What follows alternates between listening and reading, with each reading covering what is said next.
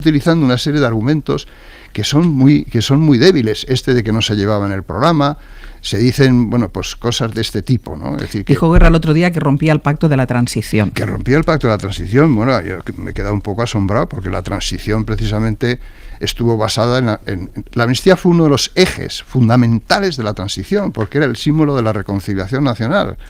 Por cierto, la ley del 77, quien la propuso, fue el primer firmante, fue el Partido Comunista, porque venía de la política de reconciliación nacional, etcétera. Y hay que decir, cosa que claro, han querido olvidarlo, que se votó masivamente la ley de amnistía en el año 77 y la del 76, menos Alianza Popular. Alianza Popular, Fraga y los diputados no la votaron, se abstuvieron. Es decir, ahora que están diciendo que, porque yo he oído mucho, y además me gusta que se diga, ¿no? Diga, hombre, la reconciliación nacional fue fundamental, ¿no? Para la Constitución, para todo. Me parece muy bien que lo defienda la derecha, pero hombre, que es que ustedes no votaron el elemento clave de la reconciliación nacional, que fue la amnistía del 77. Se abstuvieron 18 diputados y 2 votaron en contra. Es decir, esa es la realidad. Y este Partido Popular, pues hombre, algo de ese partido de Alianza Popular y de Fraga, algo tiene, ¿no? No vienen de la UCD, ¿eh? No vienen de la UCD. Algo llevan en el ADN. Algo llevan, yo no digo que sean lo mismo, ¿eh? Pero hombre, vienen de ahí. Entonces, menos presumir de reconciliación, de Constitución y no sé qué, cuando te abstuviste en aspectos de la Constitución, como fue el título 8º, o cuando no votaste el elemento central y nuclear de la reconciliación nacional, que fue la amnistía del 77. Que, repito, condonó responsabilidades gravísimas de un lado y de otro, o sea, del terrorismo de la ETA y de otros, y de los actos ilegales que habían realizado funcionarios públicos en el ejercicio. Se dijo que las motivaciones políticas fue el centro de la amnistía y a partir de ahí. Y eso no quería decir que se podían otra vez hacer esos actos, ¿no? He escuchado y que bueno, siempre hay que tener en cuenta, ¿no?, los argumentos, ¿no? Y es que la ley de la Constitución dice que los indultos generales están vedados, están prohibidos, ¿no?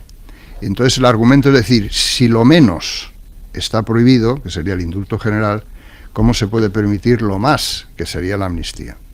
Ese es un argumento que no es, en mi opinión, sólido, porque la naturaleza jurídica de la amnistía y del indulto son totalmente diferentes. Hay una sentencia del Tribunal Constitucional que dice que la diferencia entre indulto y amnistía no es de cantidad, sino de calidad.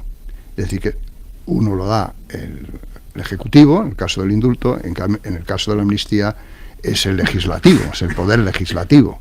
Por lo tanto, no se puede hacer no hay una diferencia entre cantidad de cantidades, lo menos y lo más. No es una cuestión de menos y más. Es cuestión de que es una naturaleza totalmente diferente.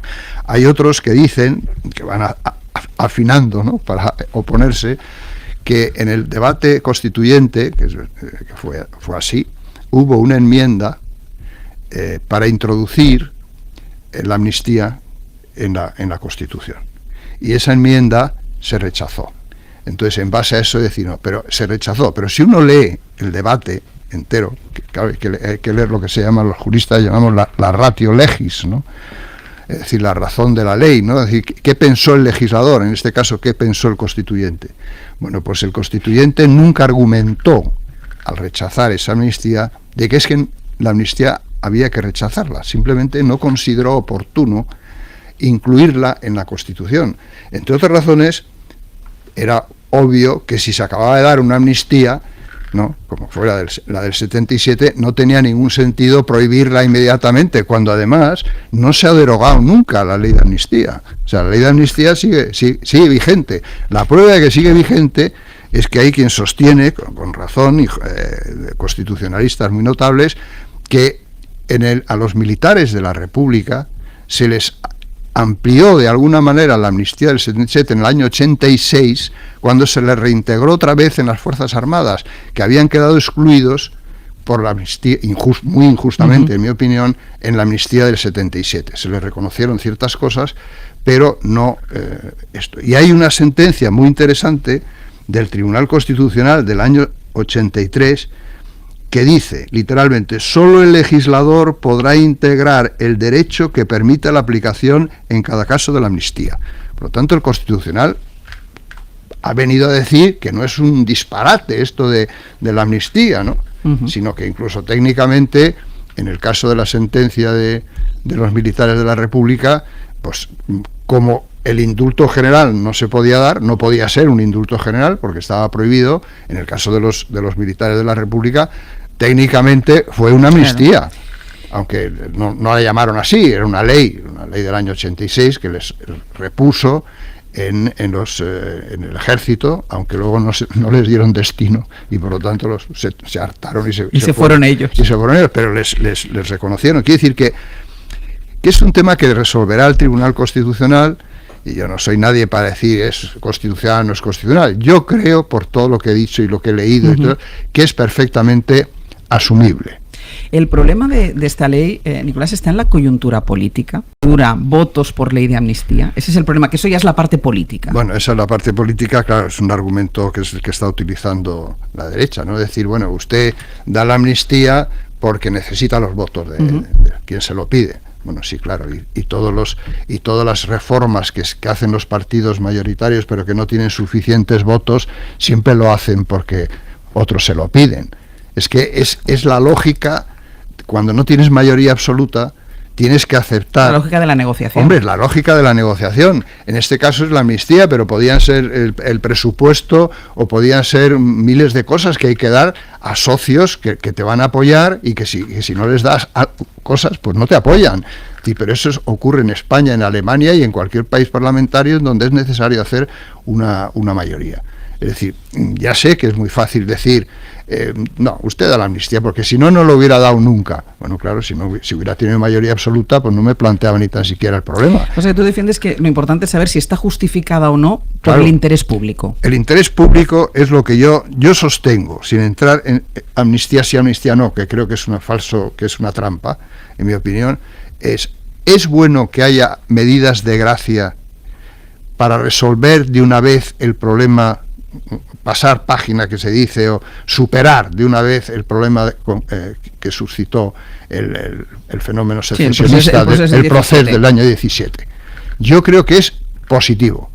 Y además la demostración de que es positivo es que los indultos que se dieron han sido enormemente positivos.